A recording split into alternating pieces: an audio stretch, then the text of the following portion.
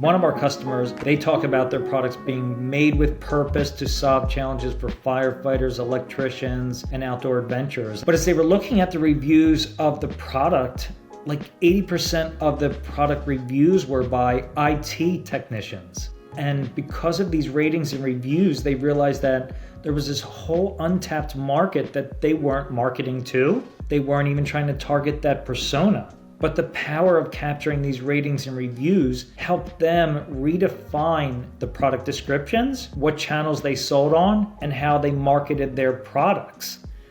Well, Steve, appreciate it. Welcome to the Insiders.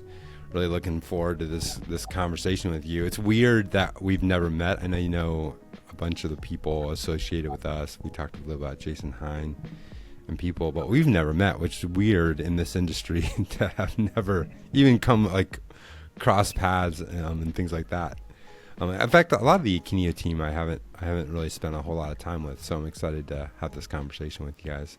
Likewise, yeah, I saw you at B2B Online in Chicago earlier this year, and I was like, From a distance. We're going to bump paths, and then so I'm excited that we're finally getting the chance today. Yeah, this is great. I'd love to hear your kind of personal story. How did you get into this world of product information management? What do you guys call it? You guys call it PIM? You guys call it PXM? We kind of use them all of it interchangeably. We answered all. We recognize that we try to embrace the PXM mantra that's out there. But at the end of the day, you kind of have to be in the customer speak. And if they're talking PIM, okay, we're PIM. Let's talk PIM. I think in the B2B world, the PXM language hasn't translated as well into that versus, because there's such a heavy IT, MDM world, and PIM kind of slots into there better than PXM. The other terms that haven't really translated is like digital shelf. Digital shelf hasn't translated well into B2B world versus kind of channel management and channel analytics and those types of things, which I think is interesting. Yeah, there's definitely a different vernacular than the B2C world. And, some say that B2B is a laggard to B2C. I disagree. I think that B2B is really beginning to challenge the status quo and move to a really innovative state, especially around everything that's happening with AI right now.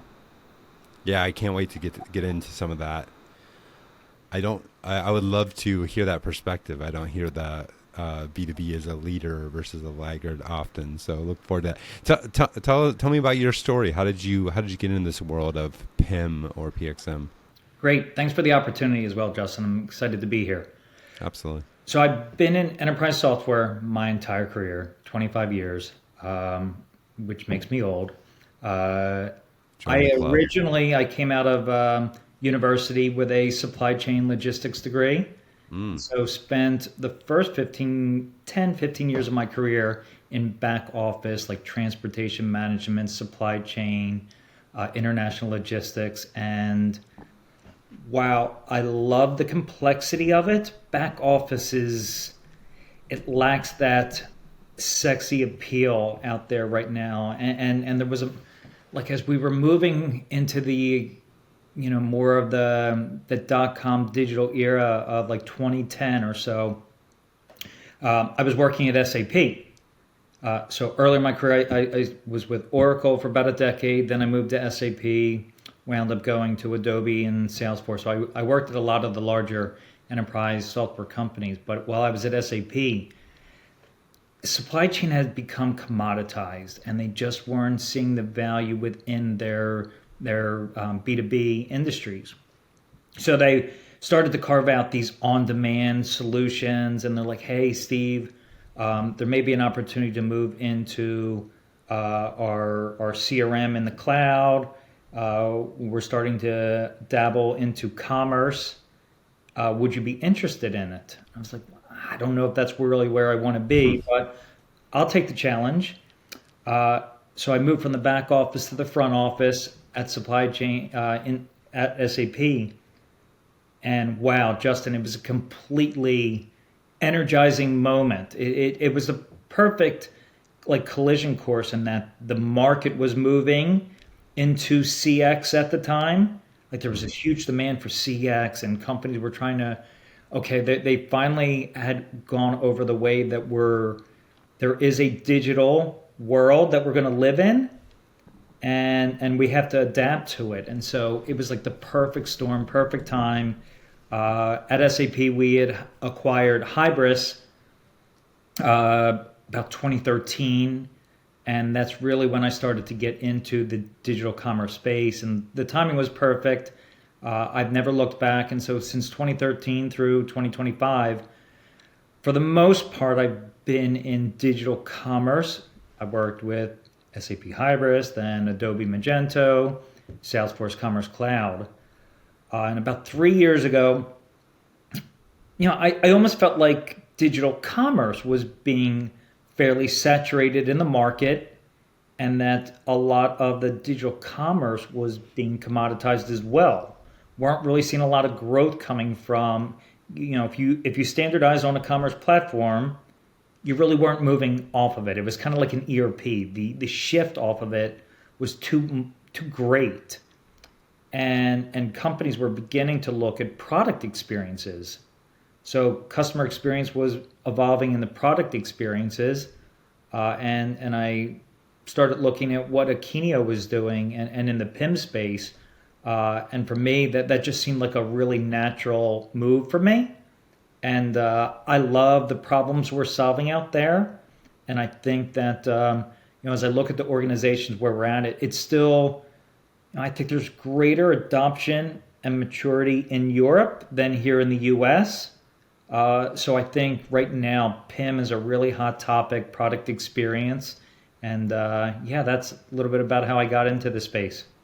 I was hired at Endeca in 2009 to build the go-to-market strategy for B2B for the Hybris and Endeca combination. So in 2009, through their sale to SAP in 2013, Endeca was the face of Hybris in North America, and we worked jointly together. It was just an amazing, fun couple of years. Unfortunately, those two companies, they were supposed to, one of them was do some kind of merger together, and neither of them were able to. So Endeca was then purchased by Oracle, and Hybris was purchased by SAP, and it started a two paths down different ways. So we have a kind of a similar background in that. I'm curious, before we talk about other things, I think what's interesting about starting in supply chain, I was kind of in the ERP world. We're probably the same age ish, and I started in ERP. You started ERP, supply chain. Like, I learned so much about B2B manufacturing and distribution through that process, and now trying to teach people that are coming into this industry without having gone through all those steps that you and I went through. Like, how do you guys kind of deal with that inside of Akeneo? I agree with you. Like sometimes I'll get people that ask, "Do you wish you would have made the leap into commerce and the CX space earlier?" Absolutely not. I think that background in understanding the complexities of supply chain, Yeah. global transportation. We did transportation, warehousing, supply chain.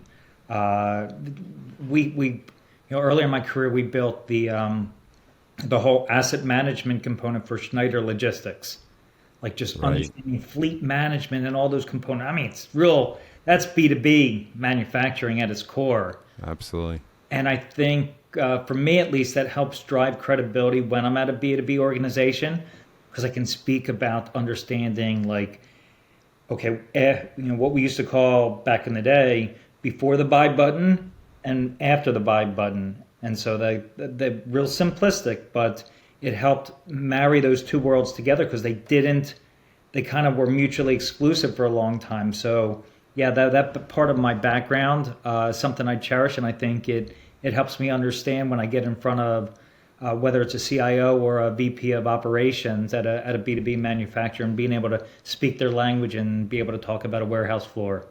I just think for new people, it's a real challenge. You know, my daughter graduated from college and then went into the industry when she went to a startup in the B2B ecom space. And our first, like, we would meet together every Thursday morning for breakfast, and we'd spend 2 or 3 hours together, and she would just bring notes with her, right? And I remember the first day she was like, "What's like? I keep hearing about ERP. What's an ERP?" And then it was, I mean, we just went through a long, hours and hours of teaching of the basics that I just kind of took for granted that I had learned over those 20 years, and then realizing how important it is to make new people, especially that are coming into this industry, aware of it.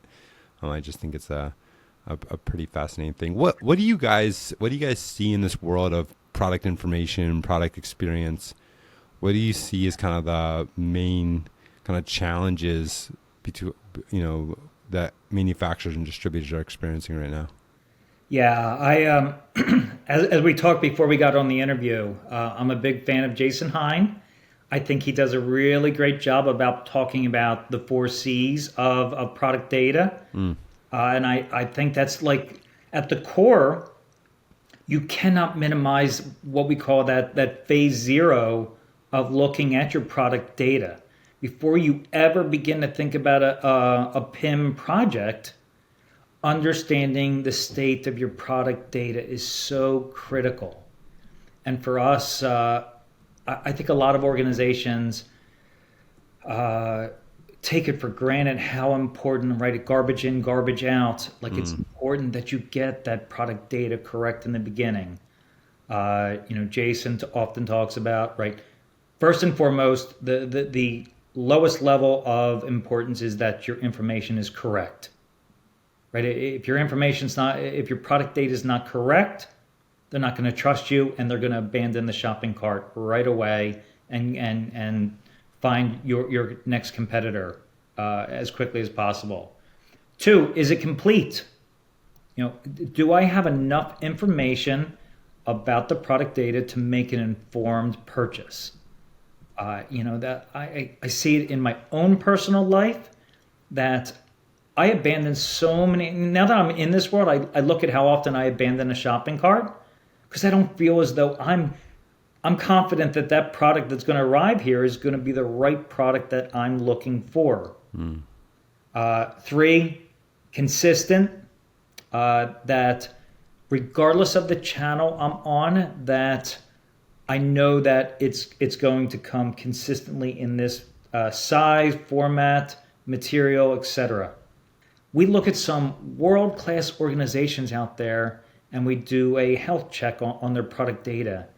And some of the companies you think are like the most innovative companies out there have inconsistent data across their channels because they're managed by different organizations. They don't have like a workflow and a governance behind it. It still surprises me how inconsistent data is out there in the B2B space. And then fourth, that it's clear. Those are the four C's that Jason talks about, and I think that's really a strong framework that companies can't take for granted. That data, the data is in the best format possible to then move into the PIM project so that you can begin to enrich it and activate it across the different channels in which you want to sell. I think though one of the issues with that is that those four C's, I do love his framework. I love most of the things Jason, really everything Jason does. Shout out to him. But I think the issue with that is that's a never ending problem to solve. Like your data is never correct, complete, consistent, clear. When you look across, I mean, if you have 5 SKUs, easy, right? I think anybody can do that. But at scale that most manufacturers and distributors deal with, manufacturers on their own content, distributors, selling other people's content, I just don't think that work is never done, right? I'm curious how you guys think about when someone asks the question, why is PIM even important? Yeah, Justin, I agree with you. I also think that it's important to set that expectation up front that it's not a project, but it's a program. This is a Yeah. continuous feedback loop of ensuring that the data is centralized before you ever go through the enrichment, before you ever go through the activation around it, before you ever go around the optimizing it. It is a circle that must be continued, and you must define your organization in a way that you are always looking at that. There's always new standards that are coming out, and as you're, which then impacts the way your legacy products, like say you are beginning to manage types of screwdrivers or some type of tooling. There are new standards that are coming out that you then need to maintain and go back and look and ensure that your products are properly classified in your PIM. And so you're absolutely right. That is a continuous feedback loop that you have to manage, and it never ends. But it's defining those standards in the program and the governance to ensure that you're always tracking it. And there's a lot of tools out there that can help around that to ensure that you're not, as you scale as an organization, that you don't have to continuously add more people to manage it. Yeah, I wrote an article in 2010 about search and product content, and back in those hybris days, I wrote product content and search are both programs, not projects. There's no start date, there's no end date. Yes. These are things there's no such thing as good product data. There's only data that's improving every day, every week, every month, every quarter, every year. I'm curious though, I think what happens so often, especially when you have a B2C agency do e-commerce for a manufacturer distributor, which happens unfortunately way too much. Mm-hmm. There's not an understanding of that program mentality, and often product content gets pushed to the end of the project versus the beginning of the project and then they realize what a mess product content is. How do you guys kind of coach your customers on when product content should be addressed when you're looking at a bigger project? Might be some kind of digital project or e-commerce project, whatever it might be. It's so part of that phase zero is understanding like all of the systems in which you are capturing data. I think organizations are surprised how fragmented their infrastructure is, and that these fragmented data is existing in your ERP, your e-com platform, your PLM platform, in your you'll have an asset management where you'll have maybe rich imagery that you're capturing. Especially around B2B though, it starts to go upstream to your suppliers and then downstream to your distributors. And so the challenge doesn't just exist within your four walls, but it's that extended supply chain where there's so many other involved parties that are critical and dependent upon getting that data right. And so I think organizations need to look beyond their four walls to understand, where do all of these attributes sit, and how do I ensure that I drive consistency across all the suppliers?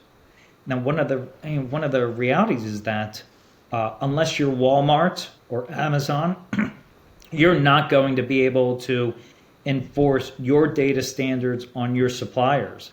They have too many other nodes within their supply chain to maintain. So asking them to ensure that it's always in metric versus imperial, it's nearly impossible. You're just not going to be able to drive that. So having a platform that's able to do that translation and be able to leverage technology to automate that. One of the things I'm really proud about that we have at Akeneo is we have a supplier portal that has AI built into it, so that you don't have to your system isn't dependent upon how well the suppliers are adhering to your standards. So if one supplier is submitting it in inches and the other one's submitting it in metric, it self learns so that as it's coming in, it's kind of like that middleware is able to translate it. So as it's coming into the PIM, you have two suppliers supplying the same product, it'll translate it into the standard you need so that as you're on your commerce site, as you're filtering and faceting around it, you're not seeing all these different anomalies or standards that, based upon your suppliers. It's really normalized and enriched. So it's a great example of where AI is coming into play to one of the biggest challenges around that operational efficiency with suppliers. And AI is a great example of being able to automate that. I want to talk about this difference because we're kind of crossing into a couple of different areas of manufacturers and distributor challenges. I'd like to talk about that. I do want to mention that Jason Hine also has another quote that everybody has a PIM. Just most people's PIM is Excel and email or Excel and Outlook, multiple Excel.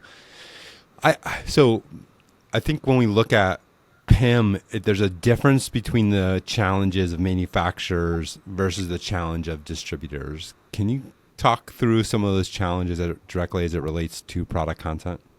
Yeah, definitely. So, from a distribution perspective, we're seeing a lot of companies that are, trying to look upstream across the supply chain, and I think a lot of what I just covered around disparate systems and is probably at the core of the challenges they're trying to solve, and being able, they have so many sources of data, so many places in which they're collecting information in order to provide this unified commerce experience.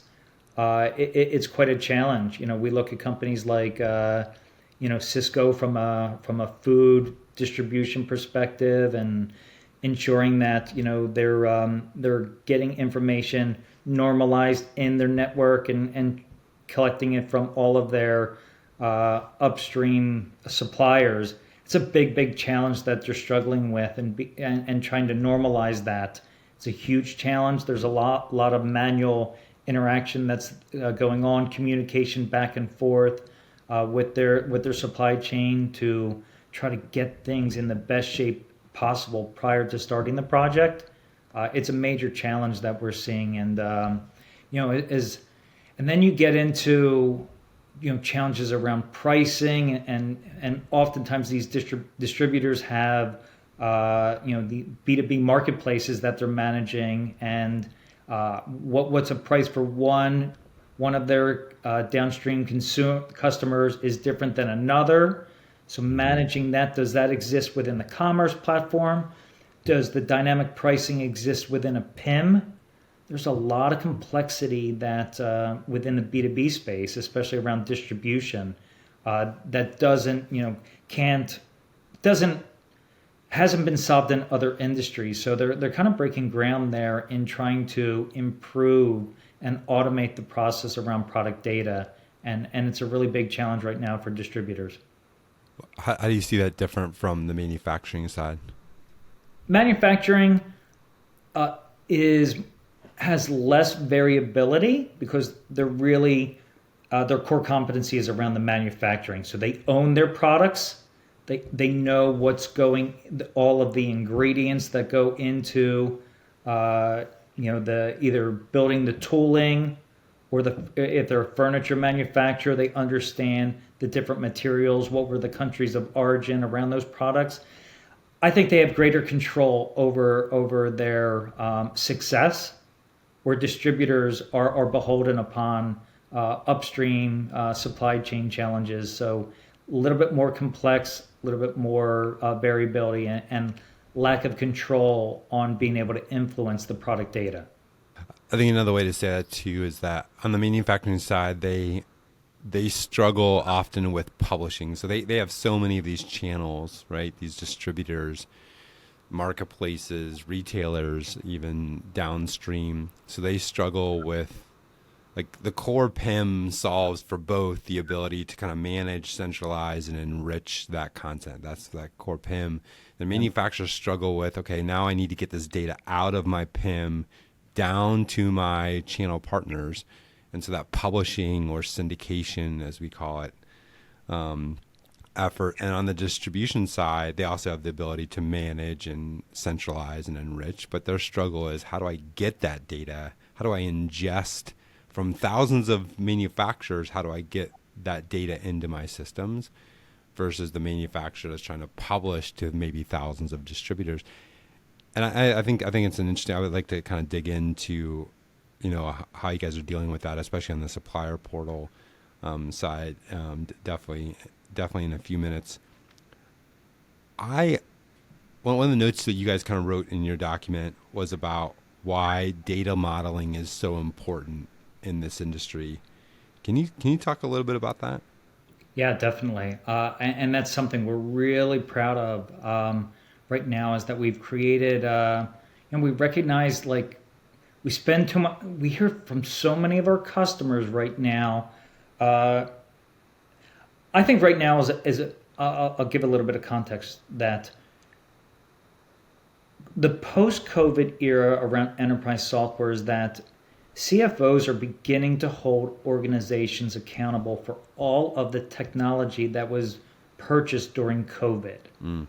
I think there was overspending because companies were so fearful around going out of business during the COVID times, that they, CIOs and business leaders were saying, I need a new commerce platform, I need a new digital asset management, and they were rubber stamping a lot of these investments. And now the CFOs are saying, hold on, before you're going to come with more investment requests, I need you to rationalize the technology that you bought over the past 3 to 4 years, which I think that's a great thing. Not great if you're a software salesperson, but great as an organization that is now saying, I'm not going to allow you to purchase another e-commerce platform until you actually implement the one that you bought 2 years ago. Right? You presented an ROI around it. We haven't seen it. Let's see what we already have, these products. Let's make the most out of them before we invest any further. So it's companies are expecting a stronger business case to justify an investment in the technology.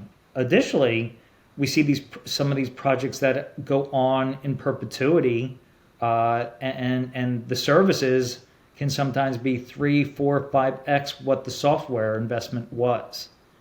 So we're seeing, like, all of these challenges right now on holding organizations accountable for their investments. So as companies are saying, we need a PIM so that we can centralize our product data, and they begin to, like, understand some of the upfront dependencies around data modeling. We're hearing organizations say we spend too much time analyzing our product files just to find patterns. We know that AI output needs validation to operationalize it, but that's not a problem for us. A lot of companies are saying, I don't have the time to invest in defining a data model that you're saying is really a dependency around my project and the success of my PIM implementation. So as we were beginning to listen to these trends that were out there in the industry, we started looking at opportunities to leverage AI to reduce the length of a data modeling phase 0 blueprinting exercise for the PIM. And so we created a product that we call Data Architect Agent, which has truly been game changing for a number of our customers in taking data modeling from months down to days and even hours. I know that sounds like a salesperson that's overselling, and I hear you. I acknowledge it. But what we've been able to do around this data modeling is define with a high level of precision the accuracy of what that data model looks like so that we can help then define that blueprint for the data model to start the PIM project. It's not perfect, but it gives many of our customers a framework or a foundation to build upon. Whereas sometimes organizations are so paralyzed about what's the hierarchy in which I should follow with defining my data model. Where do I start? What are the categories? What are the families? This data modeling capability, leveraging AI, really helps bridge the gap to reduce complex data and put it into a format that an organization can really begin to understand what those families look like, what are the variants, what are the gaps around the completeness, the correctness, the consistency that we've been talking about earlier in the conversation. And it helps really reduce the errors for data storage and retrieval. It's really been pretty exciting with how we have solved this challenge for many of our customers. Do you guys have AI for, so in distributors, one of the problems is that when suppliers submit data and SKUs, they don't know where it fits into the taxonomy, into the distributor's taxonomy. So that would affect what attributes are fed because, if it fits into a broom category, they should give brooms. If it fits into a motor category, they would give motor attributes. Do you apply that same technology into helping kind of auto categorize SKUs based off of what it is? Yeah, that's exactly right. So we have a lot of that rich history from doing.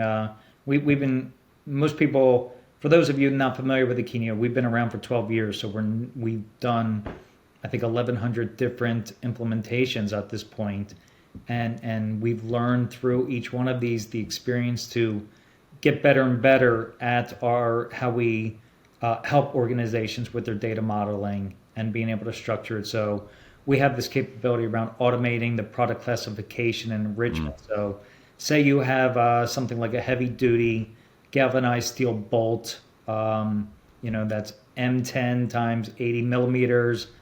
AI can correctly classify that under fasteners, bolts, and hex bolts.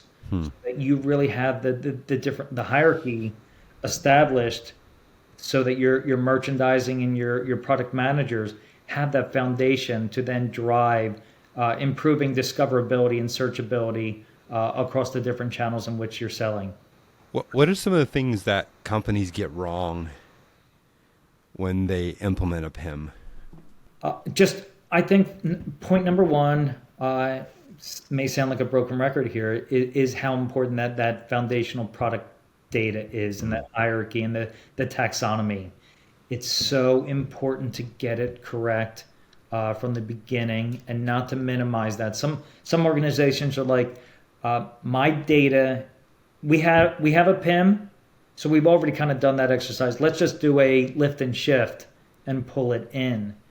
And we kind of slow it down a little bit to say, let us, if we take a step back, we'll be able to take a giant leap forward by being able to model the data. It really eliminates the guesswork by providing, generating an accurate and flexible data model so that later on you're not going through another exercise of rewriting your data model and what that taxonomy looks like.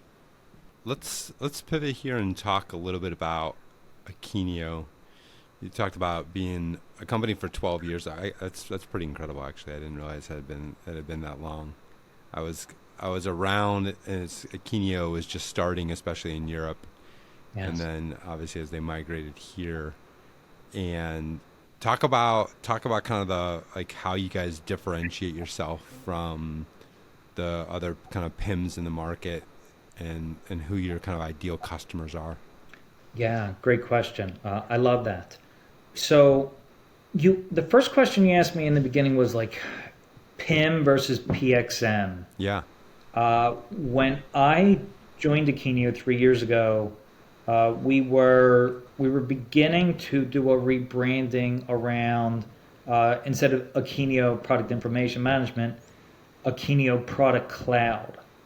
I was like, ooh, that seems like a big leap. A lot of these organizations, the big enterprise, Salesforce, they have the customer cloud, they have the employee cloud, they have the marketing cloud, the sales cloud. And we're like, is that a little bit arrogant for us to talk about a product cloud? Are we are we bigger than a PIM? And I struggled with that in the beginning, and I can't. We had our user conference about 2 months ago, and when we were in Chicago, and all the customers that were up evangelizing their stories with Akeneo, none of them were talking about their PIM experience. We had Steelcase, manufacturer of furniture and office equipment, chairs, some of the most comfortable chairs if you've never sat in a Steelcase chair, pretty comfortable. They were talking about their experience with managing supplier data. They kind of explained how before working with Akeneo supplier data, leveraging legacy systems and spreadsheets, as you talked about a second ago, they were frustrated. It was paralyzed with inefficiencies, manual work that just created a rigid environment for them to structure their product catalog. They just couldn't seem to manage the communication, the workflow with their suppliers. But they got up and explained that they saw a 64% decrease in the time spent per product family in managing their product releases. Just they improved the efficiency in managing the supplier data, which then drove improvements in their product release hours, also in the 60 or 70%. So that was one of the stories that we heard at our user conference.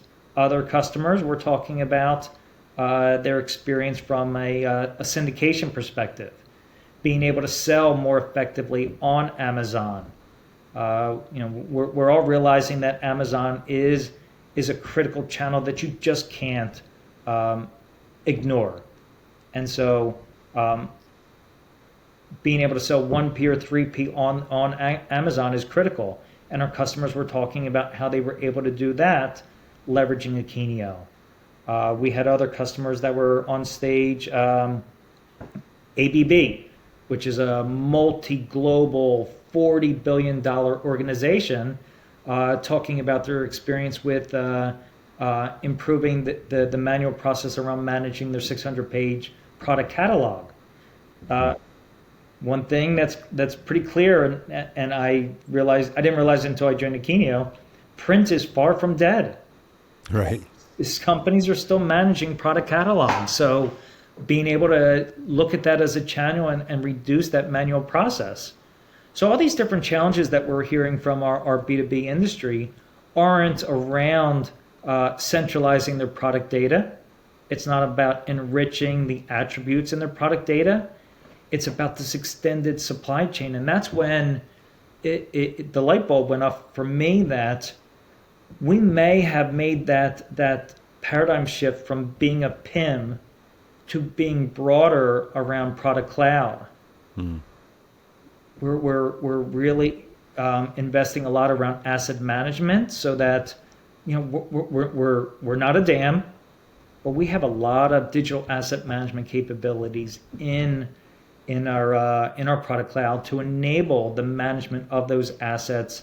So for some organizations that don't have very complex governance and workflow requirements, they can do a lot of the things within the Akeneo product cloud. So I think those are things that are differentiating us in the marketplace, being able to solve the challenges beyond, and we'd like to say we're not just a PIM.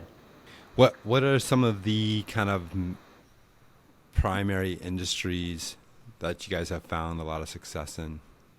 Have a lot of success around industrial manufacturing. That seems to be where we're seeing the greatest growth right now. One of our benchmark customers out there is Sealed Air, who if you're not familiar with Sealed Air, they're based out of Charlotte. They're the inventors of bubble wrap. Hmm. So lots of challenges. They're a 100-year-old business that's trying to really reinvent how they go to market with their products and being able to. The products that they manufacture are very, very complex, and in order to make an informed decision about buying the products, it really requires rich attributes to understand, is this going to work within my organization? So we've Hmm. worked with them to really help them consolidate the product data that existed in SAP and a lot of different complex suppliers and centralize it. So we're seeing a lot of growth in industrial manufacturing, furniture manufacturing, also you know, furniture manufacturing has some of the most complex data out there. Hmm. If you're going to buy furniture, you need to understand, you know, what type of wood is in it, what type of materials, what are the size components. It has to be, if you're going to put something into your office, commercial real estate, you need to know that it's going to fit within the office space today. So a lot of complex information required to make a purchase decision. So we're seeing a lot of success in, and they also just have a complex supply chain with suppliers as well. So um, we're seeing a lot of success there. Um, B2B distribution, another area that is a strong space for us in our growth in the future. Oh, that's amazing. I had a so earlier this week, I was speaking to a leadership team, and I was speaking on all kind of the trends happening in B2B commerce, and of course, a lot of that was, there's AI trends and stuff like that. A lot of forward thinking things in this. The the irony was that in the first part of the meeting, there was someone else that was going to speak, and we were having trouble connecting the internet for them to speak. So I'm talking about all these future things around AI and agents and all this stuff. And one of the things we were struggling with was, how do we get someone just on the phone to speak? It was such a funny, and I mentioned it during the meeting. I said I just thought it was a really funny thing because it describes our industry so well, Yeah. and it's really not their industry. Anybody would have struggled in that room for connectivity and things like that. So it wasn't because they were a manufacturer or distributor, but it does represent something that I think is really interesting, which is there's such a bright future ahead of so many things, especially if you embrace it. Yes. And not but and there's a foundation that we've got to maintain, right, in this industry. And one of those that I'd love your perspective on is, I think PIM for the last 20 years has really been about PIM for e-commerce. Started with PIM for catalogs, then it went PIM for e-commerce, and now with AI needing so much data to consume, not just data, but knowledge to consume, there's this ever present need to have more data in the PIM. And, how do you guys see PIM as in the structure of what AI is going to be, maybe not now, but at least in the future? As a leader of our go-to-market organization, I always want to be with an organization that is relevant right now in the marketplace. If your products aren't relevant to what customers' challenges are, Hmm. I don't care how good of a salesperson you are. I don't care how good of a thought leader you are. You're just not going to be effective in selling your technology or your products. And as AI has become just this, you can't open up your MacBook without seeing AI all day long. And I'm like, you know, is AI better in search and discoverability? Is it better in e-commerce? Is it like what technologies have the greatest opportunity to be successful around AI, and I know I drank the Akeneo Kool-Aid and the PIM Kool-Aid. I think there's no better place to be right now because we're just hearing from so many B2B organizations around the importance of product data. Like one of the trends that I try to stay up on what are the trends, and you're seeing right now how all the AI platforms are beginning to um, enable shopping cart purchases right within the platform. Perplexity's one That's of them right. that are out there where I think they even created a browser called Comet that competes with Google. We're even removing Google, which I don't know if that is going to be successful, but who knows? Um, but with some of these AI, you don't even need to go into your purchase a product from the Shopify or Magento or these other platforms. So if that's the case, then your product data and your PIM has become even more important in Mm, a transaction, right? Because if I go into ChatGPT and I say, I'm looking for this type of screwdriver or hex bolt or bubble wrap for sealed air, like if it's able to answer that question and also say, hey, we found this product and you can buy it right now because it's 20% off, and never have to go to the B2B manufacturing site, that makes the PIM getting that product data correct even more impactful.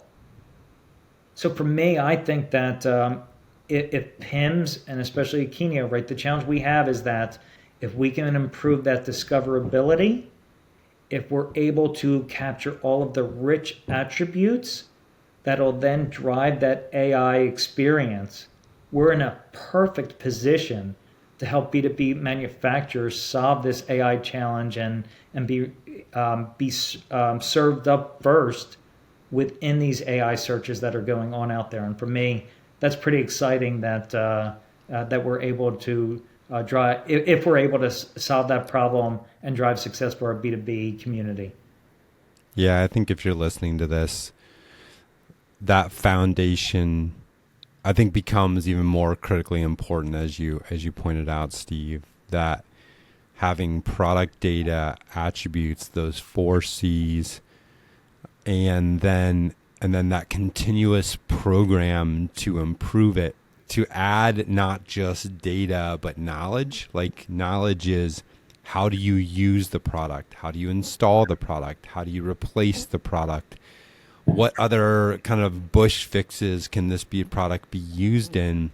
All this data is in a lot of people's heads inside of your organization. Extracting that, digitizing it, that data is going to be used for the future of AI.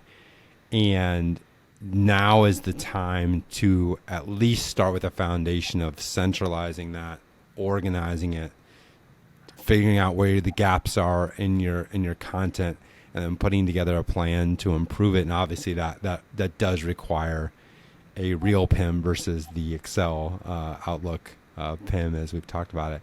I think PIM for AI is going to be a thing in the next 6 to 12 months, if it's not already being said that way. PIM for AI versus PIM for e-commerce is going to be a kind of a true kind of backbone, foundational infrastructure, if you will, with this as well. We already have leveraged Gen AI to do product description, romance copy.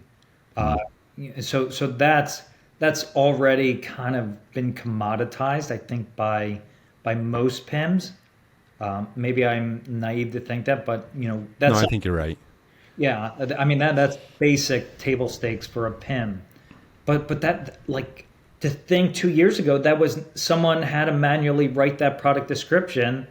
Now we have organizations. I was talking to a B2B machinery company this morning that has 20 million SKUs, Mm. and they're like, how do I even where do I even start? How do you start? And then um, bite that elephant one bite at a time and take it down, and like when we were able to show that we can automate a significant amount of the product description uh, through Gen AI, they were like, wow, like I never even thought that we didn't even know where to start. So like it kind of instilled some hope into this B2B manufacturer that didn't even think that was a possibility to have rich product descriptions. We're also a relatively newer, I think 6 months ago, we're able to extract the attributes from an image.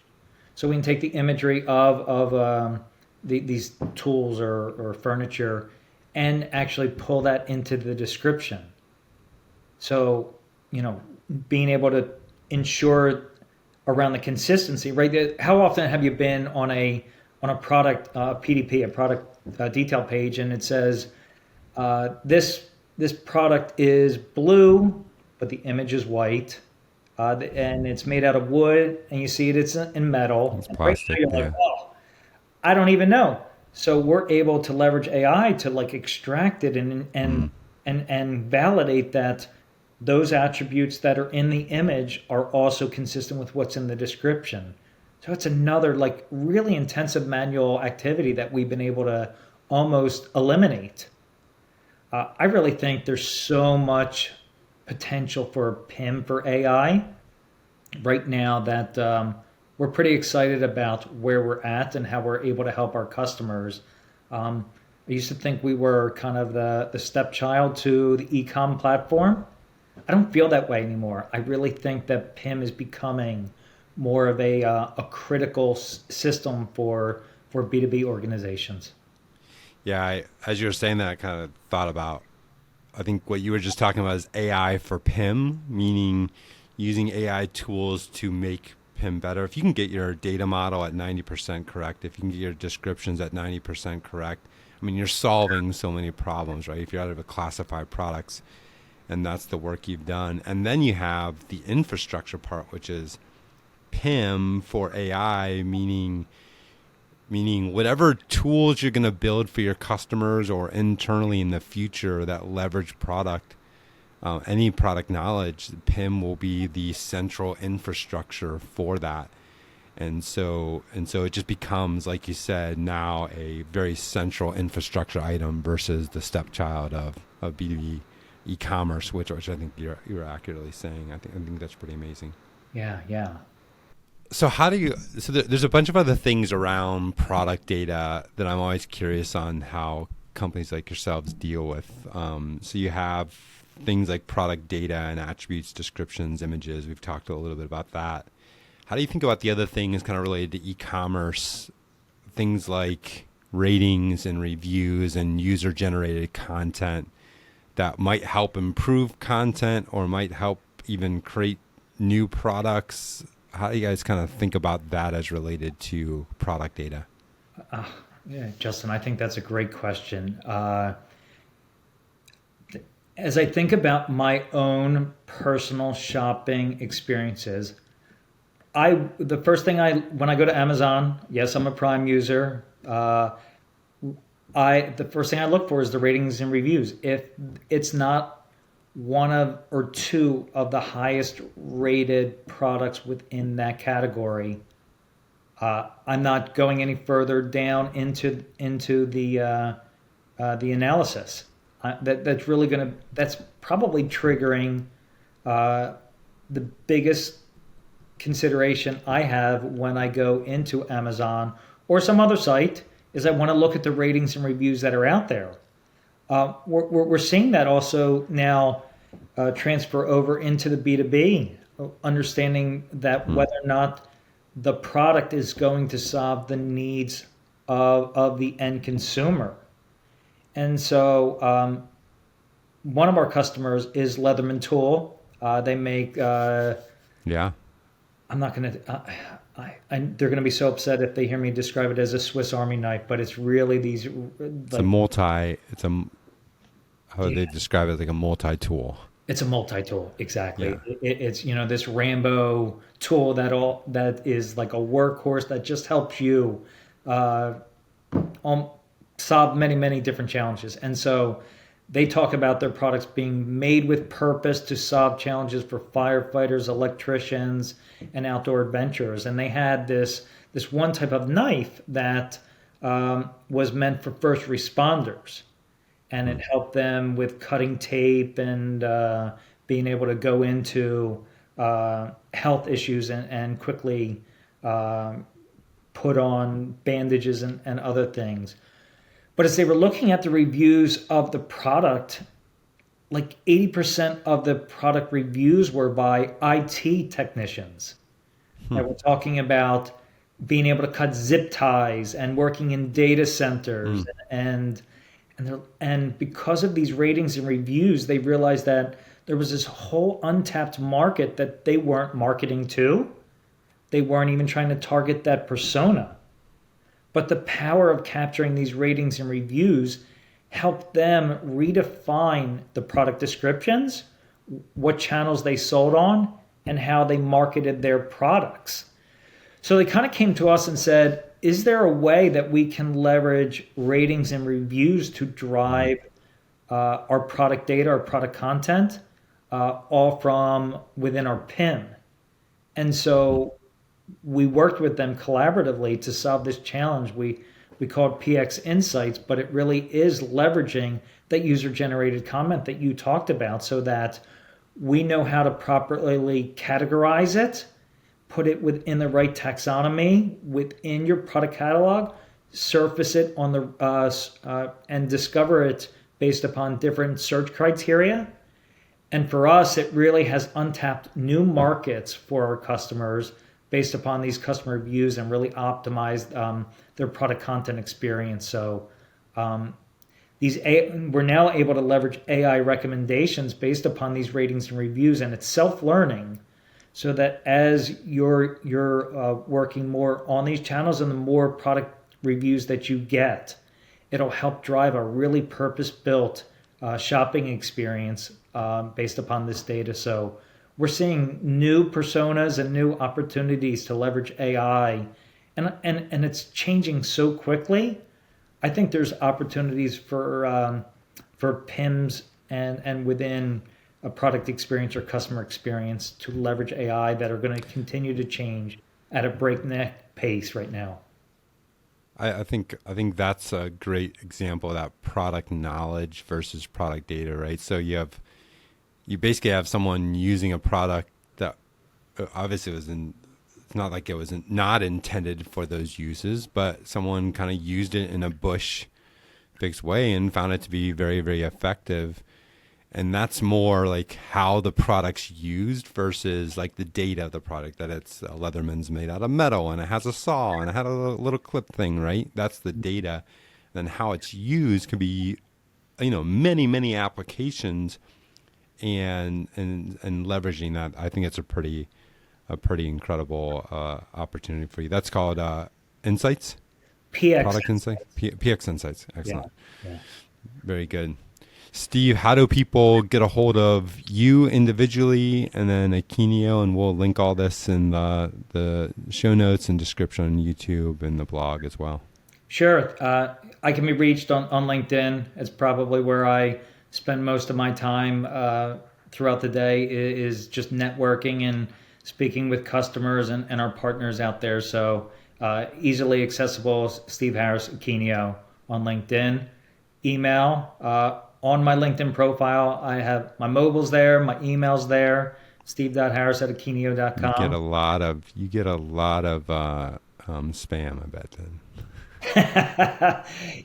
It's my wife laughs at me that I pick being a go-to-market leader.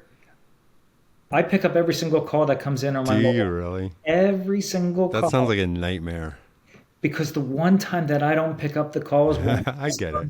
has a problem. You're, So for those of you that think that cold calling is dead, my wife will tell you, "Oh no, Steve Harris will pick up your call." I shouldn't put that in a recording, but I think prospecting and outbounding is still alive. Let me just say for the record, Steve Harris will pick up your call. I absolutely will not pick up your call. I haven't picked up unless the call reads one of my daughters. I do not pick up the phone ever. Just so you know. But I will answer a text. Just for the record, Steve, this is amazing. Thank you for the conversation. Very much appreciate it. Great to meet you, Justin. Finally, long overdue, and I really enjoyed the conversation as well. It's amazing. Thank you. Thank you. Manufacturers, distributors, leaders in the zone. If you're building B2B, this the podcast throne. The industry's heartbeat, we're setting the tone. Turn insights to actions, it's how empires are grown. We're talking change management, breaking resistance. Strategies so sharp, they redefine persistence. Customer adoption, it's more than retention. It's building a movement, commanding attention. It's the B2B e-commerce show, where the vision is clear and the strategies glow. From the top of the globe, we're the pros who know. Turn the volume up loud, it's time to grow. We bring news, big topics, insights to spark. From the boardroom's glow to the warehouse dark. Digital transformations, the path we're paving. Helping you lead through the change you're facing. This is more than a podcast, it's the industry's voice. Giving you the tools to make the right choice. No fluff, just facts, no hype, just action. The show where solutions are more than a fraction. It's the B2B e-commerce show, where the vision is clear and the strategies glow. From the top of the globe, we're the pros who know. Turn the volume up loud, it's time to grow. This is your guide to the digital race. Practical advice, no time to waste. So tune in, gear up, and let's own the space. It's the B2B e-commerce show, the industry's base.